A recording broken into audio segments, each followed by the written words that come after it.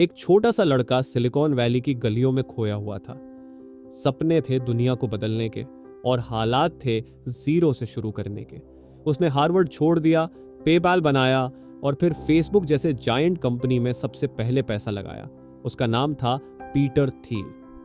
अब सोचो, अगर वो लड़का तुम्हें सिखाए कि दुनिया में कुछ नया कैसे बनाया जाता है, वो भी सिर्फ नकल नहीं, शून्य से एक का सफर, तो क्या तुम सीखना चाहोगे? यही किताब है 0 to 1, जिसमें पीटर थील बताते हैं कि कैसे एक ऑर्डिनरी इंसान भी एक्स्ट्रॉर्डिनरी फ्यूचर बना सकता है। 0 to 1 का मतलब होता है, सोचिए, अगर आप एक गाड़ी बनाते हैं जो पहले से बनी हुई है, तो आप 1 से n तक जा रहे हैं, यानी कुछ पुराना, कुछ कॉपी किया।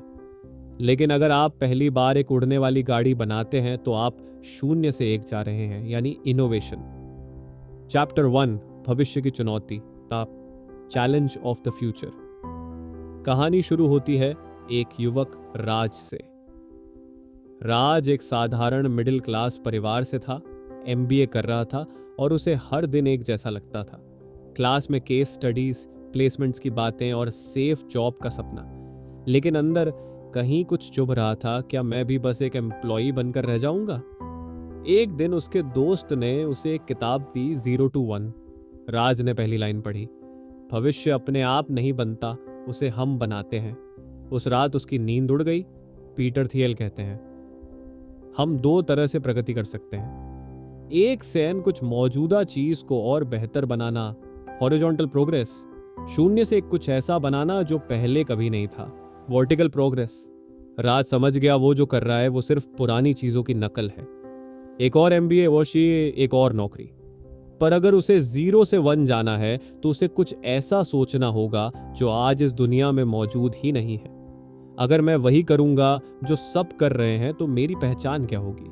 क्या मैं भीड़ में खो जाऊंगा, या फिर मैं कुछ ऐसा कर सकता हूं जो कभी किसी ने सोचा भी नहीं? राज की यूनिवर्सिटी में एक स्टार्टअप फेस्ट हो रहा था। सबने पुराने आइडियाज उठाए, एक नया डिलीवरी ऐप बनाया, दूसरे ने एक और ईडी टेक प्लेटफॉर्म। पर राज खड़ा रहा चुपचाप, क्योंकि अब वो कुछ अनसीन प्रॉब्लम तलाशने लगा था।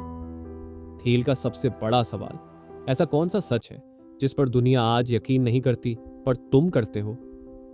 राज ने खुद से पूछा, क्या गांव के लोगों के पास टेक तक सीधी पहुंच नहीं हो सकती? क्या लोकल आर्टिजन्स को अमेज़न की डिपेंडेंसी के बिना ग्लोबल रीच नहीं मिल सकती? उसका दिमाग एक न्यू काइंड ऑफ प्लेटफॉर्म की ओर बढ़ने लगा। उस रात राज छत पर लेटा हुआ आसमान देख रहा था। तारों के बीच उसे एक नया सितारा दिखा, उसका खुद का सपना। अब वो भीड़ का हिस्सा नहीं, अपनी दुनिया का निर्माता बनना चाहता था। भविष्य वो नहीं जो होता है, भविष्य वो है जो हम बनाते हैं। कॉपी मत करो, कुछ नया सोचो। 0 से 1 जाना मुश्किल है, लेकिन यही सच्ची क्रिएटिविटी है।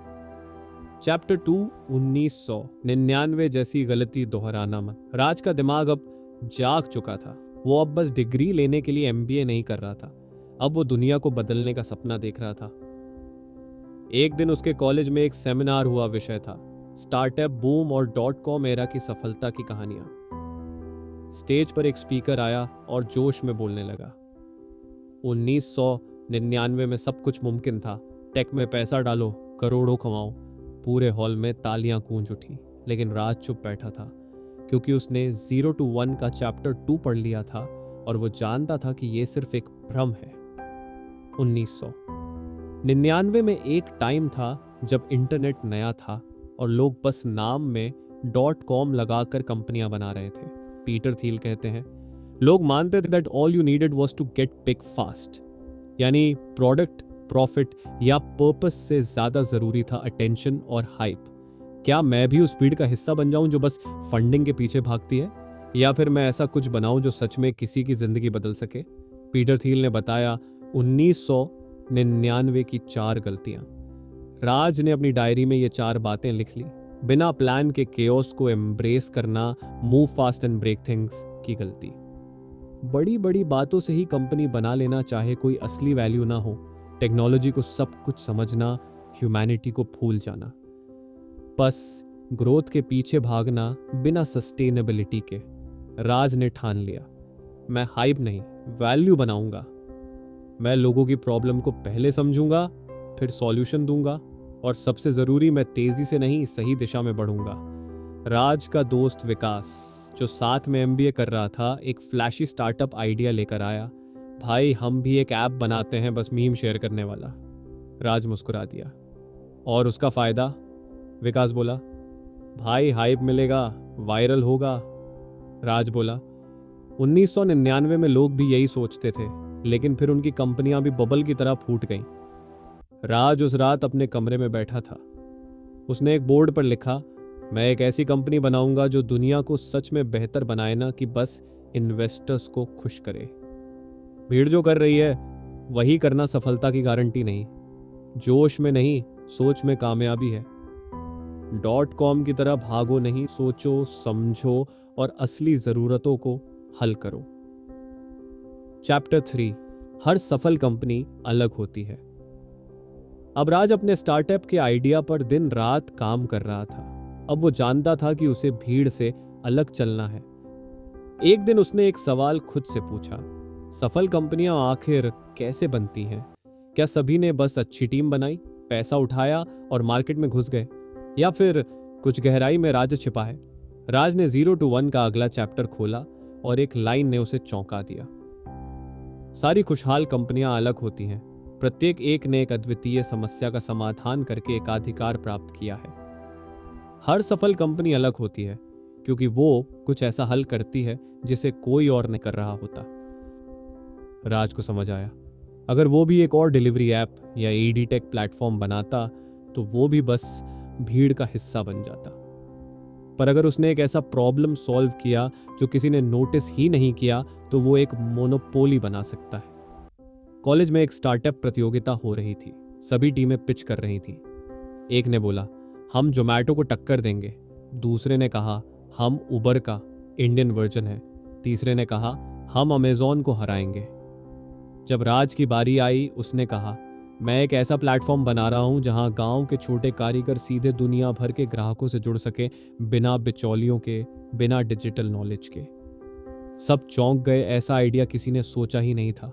जज ने पूछा, तुम्हारा कंपटीशन कौन है? राज बोला, शायद अभी कोई नहीं। यही आता पीटर थियल का सबसे जरूरी point, competition destroys profits, monopoly creates value. मतलब अगर आप भीड़ में घुस जाओगे तो बस सर्वाइवल चलेगा, लेकिन अगर आपने कुछ अनोखा बनाया तो आपको कोई टक्कर नहीं दे पाएगा। अब राज ने 3 चीजें तय कर ली। वो ऐसा प्रॉब्लम सॉल्व करेगा जिसे लोग नजरअंदाज कर रहे हैं। वो ऐसी नीश चुनेगा जहां कम लोग हैं लेकिन गहरी जरूरतें हैं। वो ऐसा प्रोडक्ट बनाएगा जिसे लोग बदलना ही ना चाहें। राज छत पर बैठा था। चाय की चुस्की लेते हुए वो मुस्कुरा रहा था, क्योंकि अब वो समझ चुका था कि सफल होना मतलब सही रास्ते पर अकेले चलना होता है, भीड़ में नहीं दौड़ना। उसने अपनी डायरी में लिखा, खुशहाल कंपनियां इसलिए खुशहाल हैं क्योंकि वो दूसरों से अलग हैं, और मैं भी अलग बनूंगा। सफल कंपनियां यूनिक होती हैं। भीड़ में दौड़ना आपको एवरेज बनाएगा। मोनोपोली मतलब किसी बड़ी जरूरत का अनोखा हल। चैप्टर 4, प्रतियोगिता का भ्रम, द आइडियोलॉजी ऑफ कंपटीशन। राज का स्टार्टअप अब आकार ले रहा था। दोस्तों ने नोटिस करना शुरू कर दिया था, पर कुछ लोग बोलने लगे, राज, मार्केट में कंपटीशन तो बहुत है। अगर तुम्हारे जैसा आइडिया और किसी ने कर लिया तो? गूगल क्या गांव वालों के लिए ऐप नहीं बना सकता? राज थोड़ा हिल गया, लेकिन तभी उसे याद आया 0 to 1 का चैप्टर 4 और पीटर थियल की एक धमाकेदार बात, कंपटीशन है लूजर्स के लिए, प्रतियोगिता सिर्फ हारने वालों के लिए होती है। राज ने सोचा, क्या सच में सफल लोग दूसरों से लड़कर जीतते हैं, या फिर वो कोई ऐसा रास्ता बनाते हैं जहां लड़ाई ही ना हो? उसे याद आया पेपाल का एग्जाम्पल, जहां थाइल ने देखा कि ईबे पर सबसे बड़ी जरूरत थी तेज और सुरक्षित पेमेंट की, और उस वक्त कोई अच्छा तरीका मौजूद नहीं था। पेपाल ने वो गैप भरा बिना कंपटीशन में घुसे। राज का एक क्लासमेट था रोहन, वो हमेशा उसे चैलेंज करता था। रोहन, देख राज, मैं भी एक लोकल बिजनेस ऐप बना रहा हूं और तुझसे पहले लॉन्च करूंगा। राज मुस्कुराया और बोला, तू अपने रास्ते पर जा, मैं लड़ने नहीं, हल निकालने आया हूं। क्योंकि अब राज समझ गया था कि असली जीत भीड़ से लड़ने में नहीं, उनसे हटकर सोचने में है। जब आप दूसरों से लड़ते हो, आप उनका नक्शा मानते हो, और जब आप अपना रास्ता बनाते हो, आप खुद एक नक्शा बनते हो। इसका मतलब है कंपटीशन में रहने से आप रिएक्टिव बनते हो, मोनोपोली माइंडसेट में आप क्रिएटिव बनते हो। अब राज का पूरा ध्यान अपने मिशन पर था, ना कि दूसरों से तेज चलने पर। उसने लिखा, मैं किसी से बेहतर नहीं बनना चाहता, मैं खुद से बेहतर बनना चाहता हूँ। राज अब हर रोज 4 घंटे सिर्फ विलेज आर्टिजन्स से बात करता, उनकी परेशानियां समझता, उनकी भाषा में ऐप बनाता। और वहीं दूसरी ओर रोहन इंस्टाग्राम एड्स चला रहा था। 3 महीने बाद राज का प्लेटफॉर्म 200 गांवों में ऑर्गेनिकली फैल गया। कोई कंपटीशन नहीं था, क्योंकि उसने उस दिशा में देखा जहां कोई देख ही नहीं रहा था। अगर आप कंपटीशन में फंसे हो तो आप कॉपी कर रहे हो। इनोवेशन का असली मजा तभी है जब आप कुछ ऐसा बनाओ जो यूनिक हो। खुद का रास्ता बनाओ, तभी मोनोपोली पॉसिबल है। Chapter 5, last mover advantage. आखिरी आने वाले को भी फायदा हो सकता है। कॉलेज में एक बार फिर स्टार्टअप प्रेजेंटेशन चल रही थी। इस बार एक लड़के ने कहा, हमने सबसे पहले ये आइडिया लॉन्च किया है, पहला मूवर फायदा हमारा है। पूरे हॉल में तालियां बजी, पर राज धीरे से मुस्कुराया, क्योंकि उसने 0 to 1 का चैप्टर 5 पढ़ लिया था। और उसे पता था, दुनिया में पहले आना उतना जरूरी नहीं है, ज्यादा जरूरी है आखिरी तक टिकना। अब तक राज ये समझ गया था कि भीड़ से अलग चलना है, लेकिन अब वो समझ रहा था कि जल्दबाजी नहीं, रणनीति जरूरी है। उसने पीटर थियल की ये लाइन पढ़ी, यह बहुत बेहतर है, be the last mover, that is to make the last great development in a specific market and enjoy years और even decades of monopoly profits. Raj के गांवों के लिए बने ऐप का एक कॉपी कैट वर्जन मार्केट में आ गया। नाम था ग्रामीण टेक, और वो पहले वायरल हो गया। राज के दोस्त बोले, अब तेरा आइडिया गया काम से, देख वो लोग पहले आ गए। राज शांत रहा और काम करता रहा, साइलेंटली, स्टेडिली। वो आर्टिजन से फीडबैक लेता, ऐप में सुधार करता, उनके लैंग्वेज में कंटेंट बनाता और पूरी सिस्टम को ऐसा बनाता जो वैल्यू क्रिएट करे, सिर्फ नॉइज नहीं। पीटर थियल समझाते हैं कि बहुत सी कंपनियां फर्स्ट मूवर होने के चक्कर में अधूरे प्रोडक्ट्स लॉन्च करती हैं, प्लानिंग नहीं करती और अंत में जल्दी बंद भी हो जाती हैं। जबकि जो धैर्य से चलती हैं, लॉन्ग टर्म गेम समझती हैं, वो लास्ट मूवर एडवांटेज लेती हैं। जैसे गूगल पहला सर्च इंजन नहीं था, पर अब सबसे बड़ा है। फेसबुक भी पहला सोशल नेटवर्क नहीं था, लेकिन सबको पीछे छोड़ दिया। राज ने सोचा, मुझे वायरल नहीं होना, मुझे वैल्यूबल बनना है। लोगों को इतना आसान सॉल्यूशन देना है कि वो ऑल्टरनेटिव ढूंढे ही नहीं। उसने ऐप का ऐसा वर्जन बनाया जो ऑफलाइन भी काम करे, स्लो इंटरनेट में चले और लोकल भाषाओं को सपोर्ट करे। 6 महीने बाद ग्रामीण टेक गायब हो गया। वो पहले आया, जल्दी छा गया और फिर गायब। पर राज का प्लेटफॉर्म अब 15 राज्यों में फैल चुका था। लोकल न्यूज में कवरेज, एनजीओ से पार्टनरशिप्स और सबसे बड़ी बात, यूजर्स का भरोसा। जल्दी आना जरूरी नहीं, टिकना जरूरी है। शाइनी दिखना मत चुनो, स्ट्रॉन्ग बनो। कंपनी से स्ट्रैटेजी, सिस्टम और सपोर्ट के साथ आती हैं, वो मार्केट में राज करती हैं। चैप्टर 6, तुम कोई लॉटरी टिकट नहीं हो, you are not a lottery ticket. एक शाम राज अपने कमरे में बैठा था। चारों ओर स्टार्टअप की न्यूज चल रही थी। कहीं किसी ने एक ऐप लॉन्च किया और 1 महीने में करोड़ों की फंडिंग पा ली। राज सोच में पड़ गया, क्या ये सब किस्मत का खेल है?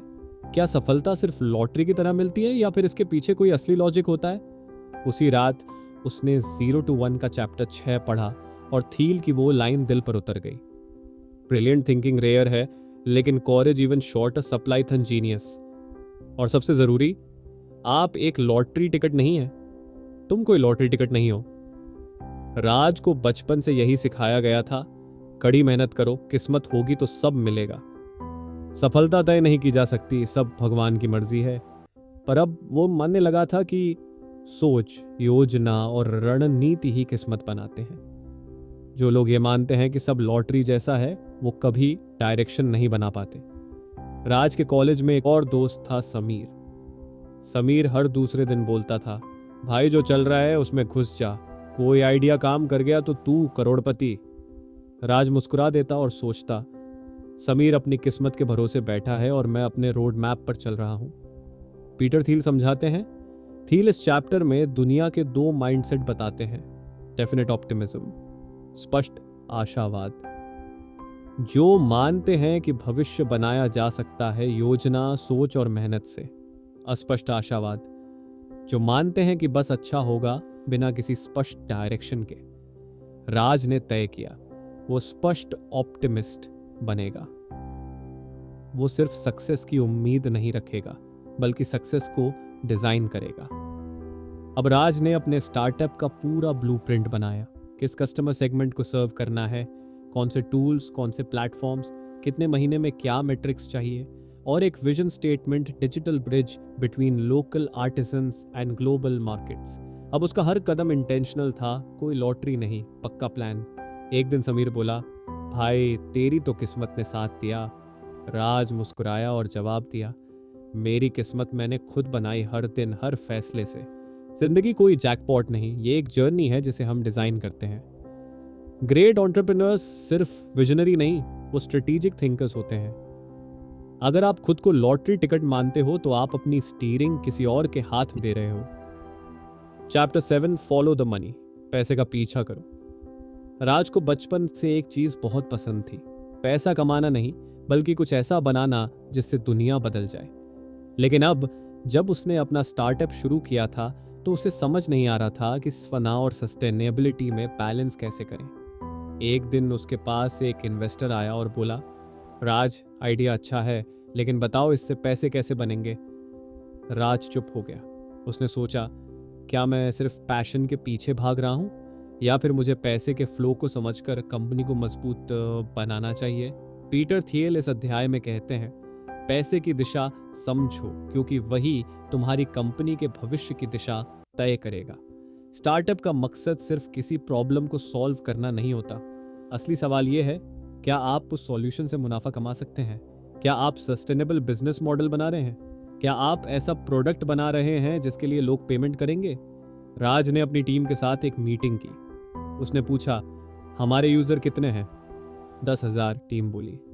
और कितने पैसे आ रहे हैं? बहुत कम।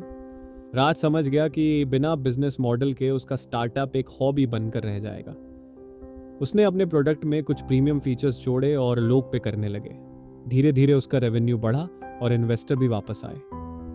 पीटर थील कहते हैं, अगर आपके पास एक शानदार टेक्नोलॉजी है तो ये तय करो कि वो पैसे कैसे बनाएगी, वरना वो सिर्फ एक इनोवेशन रह जाएगी, बिजनेस नहीं।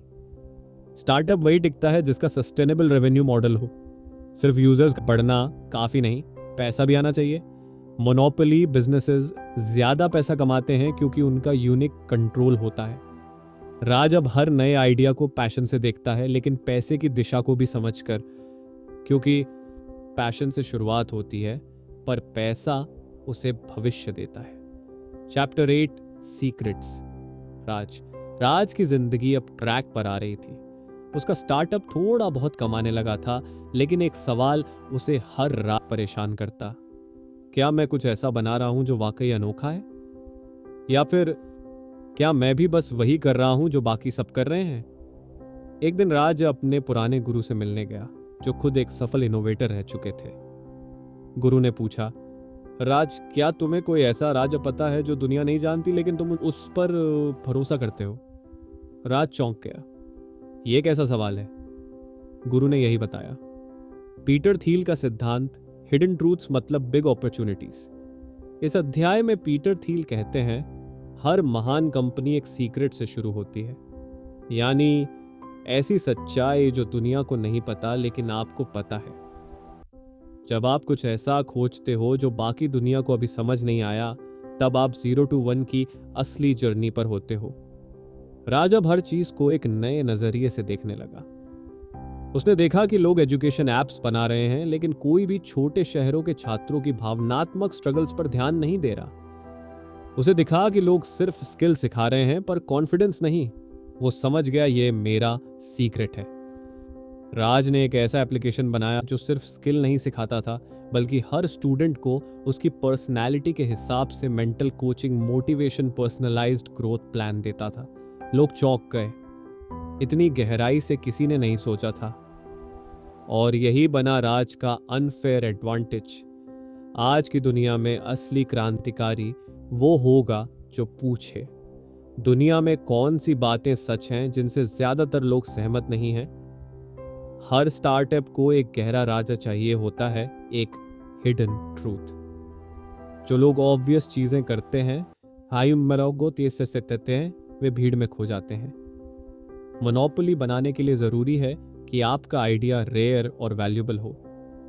अब राज सिर्फ प्रॉब्लम सॉल्व नहीं करता, वो अनसॉल्व्ड मिस्ट्रीज खोजता है, क्योंकि जहां सबकी नजर नहीं जाती वहीं सबसे बड़ी अपॉर्चुनिटी छिपी होती है। चैप्टर 9 फाउंडेशंस, बुनियाद। राज का स्टार्टअप अब लोगों के बीच चर्चा का विषय बन चुका था। इन्वेस्टर्स मिलने लगे, टीम बन रही थी और सपने ऊंचे उड़ान भर रहे थे। लेकिन एक दिन एक अनुभवी एंजल इन्वेस्टर ने राज से सीधा सवाल पूछा, तुम्हारी कंपनी की नींव कितनी मजबूत है? राज थोड़ी देर के लिए चुप हो गया। उसने सोचा, क्या मैं सिर्फ ऊपर की चीजों पर ध्यान दे रहा हूं और नींव भूल गया हूं? पीटर थिल कहते हैं, great companies are built on strong foundations. 0 to 1 में पीटर थिल कहते हैं, एक स्टार्टअप ने अपने नींव में गलती की है, वह ठीक नहीं किया जा सकता है। यानी अगर शुरुआत गलत हुई तो बाद में कुछ भी सुधारना मुश्किल होता है। यही राज सीखता है स्टार्टअप की 5 नींवें, द 5 स्ट्रॉन्ग फाउंडेशंस। ओनरशिप, मालिकाना हक। राज ने शुरू में बिना सोच विचार के कुछ दोस्तों को इक्विटी दे दी थी। अब जब कंपनी बढ़ रही थी, ओनरशिप क्लैरिटी की कमी से समस्याएं आ रही थी। Who's on the team? Team के लोग। राज ने देखा कि शुरुआती टीम में कुछ लोग सिर्फ पैसे के लिए जुड़े थे, पैशन के लिए नहीं। थील कहते हैं, सिर्फ उन्हीं लोगों को टीम में लो जो आपका मिशन पूरी तरह समझते और अपनाते हैं। रोल्स एंड रिस्पॉन्सिबिलिटीज, जिम्मेदारियां। राज ने सबको फ्री हैंड दिया था, जिससे कई बार केओस हो जाता। क्लियर रोल्स जरूरी हैं ताकि स्टार्टअप फास्ट बट फोकस्ड चले। कल्चर, संस्कृति। राज की कंपनी में कोई कल्चर नहीं था, सब अलग अलग माइंडसेट से काम कर रहे थे। थील कहते हैं, culture is strategy for breakfast. Structure, संरचना। बिना प्रॉपर लीगल एग्रीमेंट्स, एनडीएज और कॉन्ट्रैक्ट्स के कंपनी आगे नहीं जा सकती।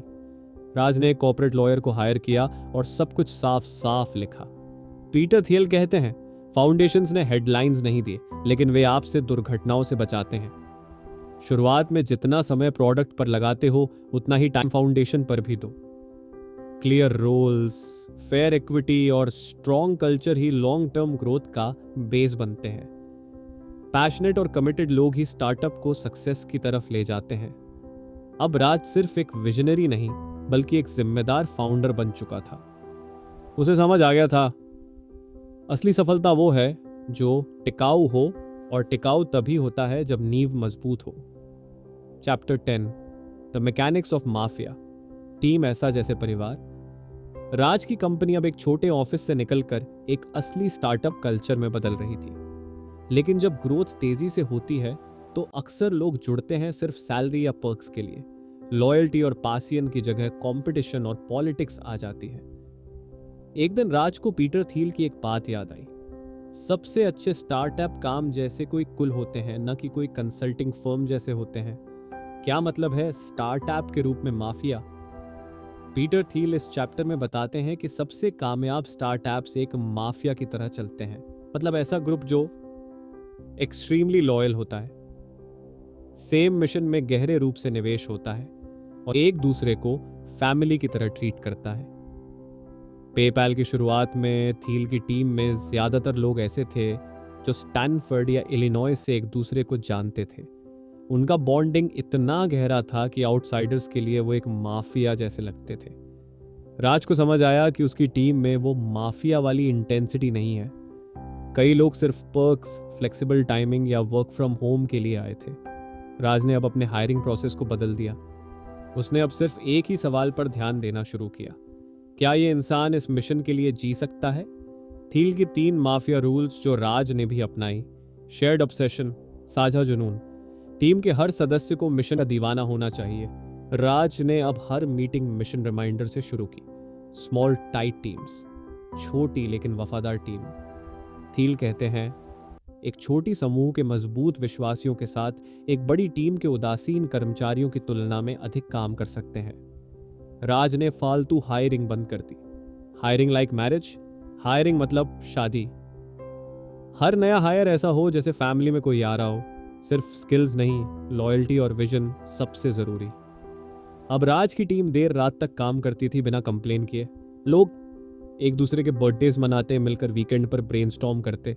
कई लोग स्टॉक ऑप्शन लेने को तैयार थे सैलरी छोड़कर।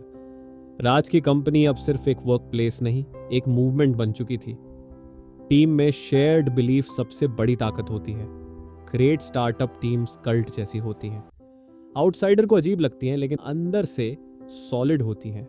सही टीम के बिना आइडिया कुछ नहीं है। You can't achieve greatness with mercenaries, you need missionaries. Chapter 11, if you build it will they come. Raj की स्टार्टअप टीम अब एक माफिया बन चुकी थी, जुनूनी, वफादार और मिशन ड्रिवन। उन्होंने महीनों की मेहनत से एक शानदार प्रोडक्ट बना दिया। एआई पर आधारित एक ऐप जो स्टूडेंट्स की प्रोडक्टिविटी 10 गुना बढ़ा सकता था। लेकिन लॉन्च के एक हफ्ते बाद भी सिर्फ 124 डाउनलोड। ना कोई वायरल हुआ, ना कोई बज़ बना। राज हैरान था, हमने तो कमाल का प्रोडक्ट बनाया है, फिर भी लोग क्यों नहीं आ रहे। थील कहते हैं, if you build it they won't necessarily come. Great product is not enough, distribution is king. Distribution means delivering value to right people. Peter Thiel इस चैप्टर में समझाते हैं कि टेक्नोलॉजी डिस्ट्रीब्यूशन मिलकर ही कोई स्टार्टअप सफल बनता है।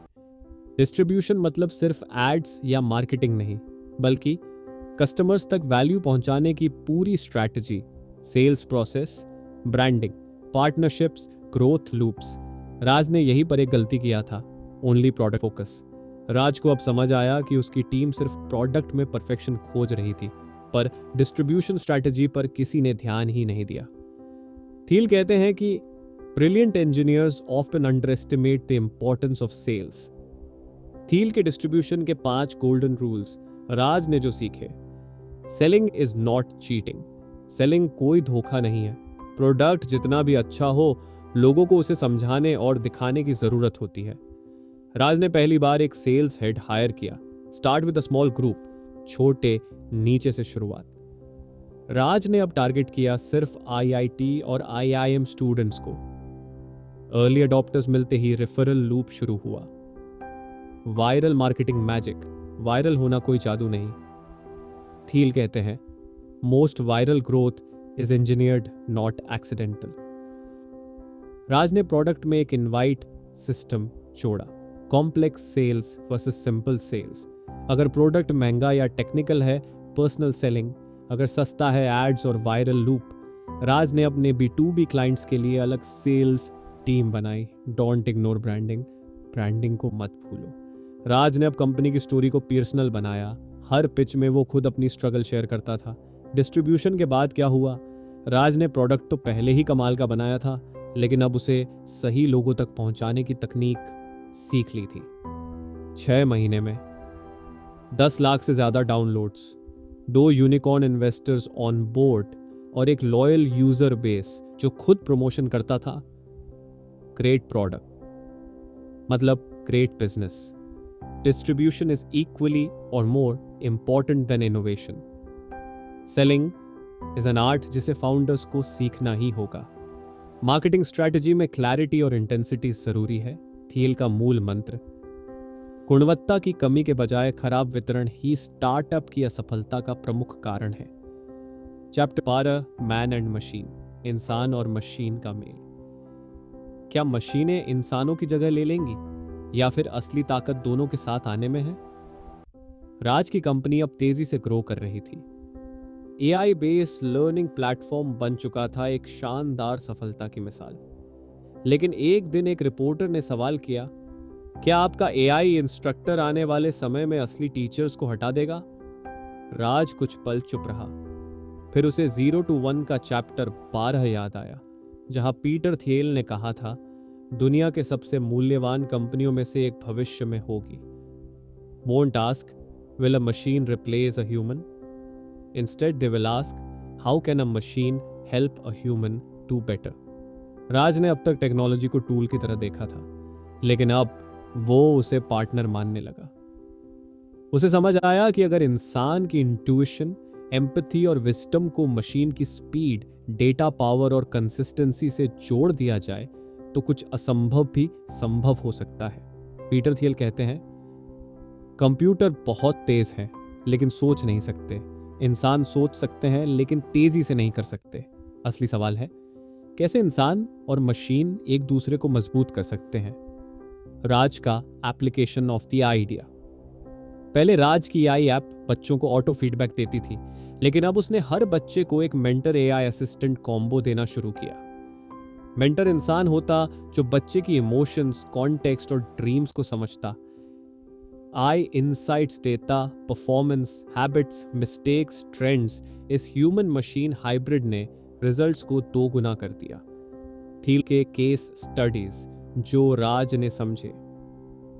PayPal fraud detection, machine patterns detect करती थी, इंसान उस पर जजमेंट देता था। पैलेंटर सॉफ्टवेयर टेररिस्ट की ट्रैकिंग करता था, इंसान फाइनल डिसीजन लेते थे। Machine detects, human decides. Machine और इंसान में युद्ध नहीं, साझेदारी होनी चाहिए। इंसानों के पास इमेजिनेशन है, मशीनों के पास एग्जीक्यूशन पावर। भविष्य उन्हीं का है जो दोनों को साथ लाएं। अब राज सिर्फ टेक एंटरप्रेन्योर नहीं था, वो एक ह्यूमन सेंटर्ड इनोवेटर बन चुका था। उसे अब यकीन था, टेक्नोलॉजी लोगों की जगह लेने के लिए नहीं, उन्हें बेहतर बनाने के लिए है। Chapter 13 seeing green. हरियाली कहाँ है, सही मार्केट कैसे चुने। क्या आप भी सही समय पर सही मार्केट पकड़ना चाहते हैं? ये राज की कहानी आपको आंखें खोल देगी। राज अब एक सफल एडटेक कंपनी का मालिक था। सब कुछ अच्छा चल रहा था, फंडिंग मिल चुकी थी, यूजर्स बढ़ रहे थे और प्रेस कवरेज भी मिलने लगी थी। लेकिन तभी एक नई कंपनी ने मार्केट में एंट्री की। उनकी ग्रोथ बहुत ज्यादा तेज थी। राज परेशान हो गया। उसने पूछा खुद से, क्या मैं सही मार्केट में हूं या मैंने भीड़ के पीछे दौड़ लगाई है? उसे याद आया 0 to 1 का चैप्टर 13। सीइंग ग्रीन मतलब रियल अपॉर्चुनिटी को देख पाना।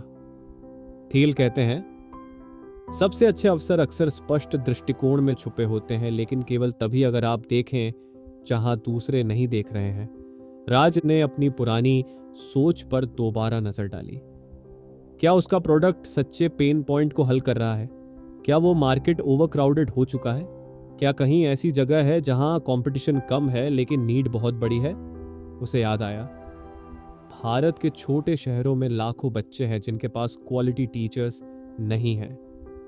यही है ग्रीन फील्ड अपॉर्चुनिटी, जहां जरूरत तो है पर हल देने वाला कोई नहीं।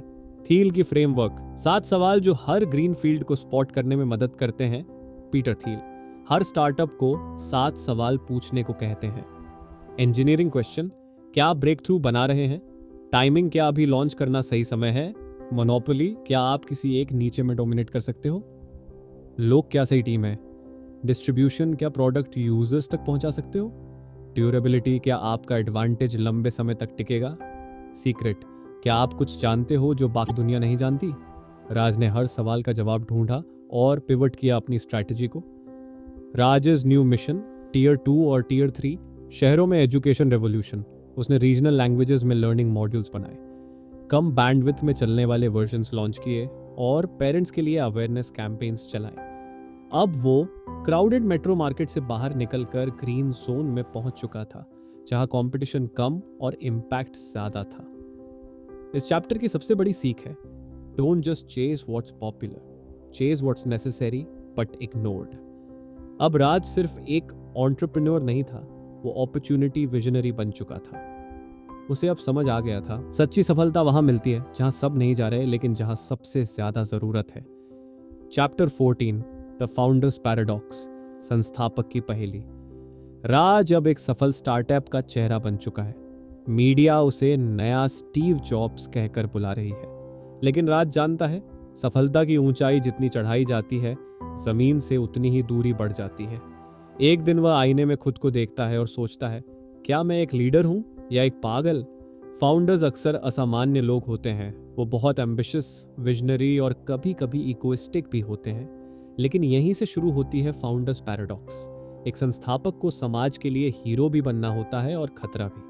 राज की कंपनी नियो नेक्स्ट अब एक यूनिकॉर्न बन चुकी है। उसके पास पावर है, पैसा है और एक विजन है जो लोगों को इंस्पायर करता है।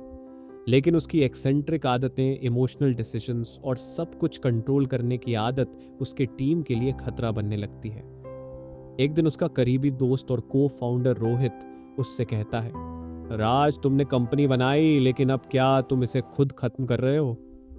राज चुप हो जाता है, क्योंकि कहीं ना कहीं वो खुद भी जानता था जो जुनून उसे यहां तक लाया वही जुनून उसे गिरा भी सकता है।